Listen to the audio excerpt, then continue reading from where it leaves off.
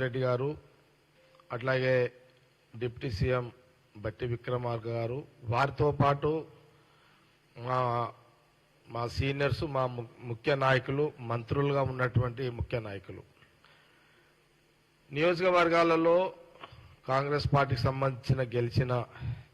శాసనసభ్యులు కానివ్వండి ఓడిపోయినా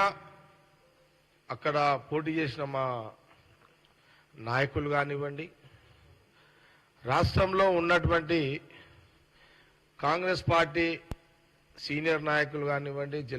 జిల్లా ప్రెసిడెంట్లు కానివ్వండి జిల్లా నాయకులు మండల నాయకులు బ్లాక్ ప్రెసిడెంట్లు పార్టీ ప్రెసిడెంట్లు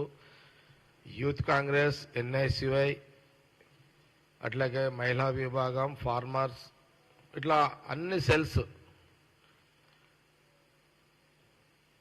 అందరూ ఈరోజు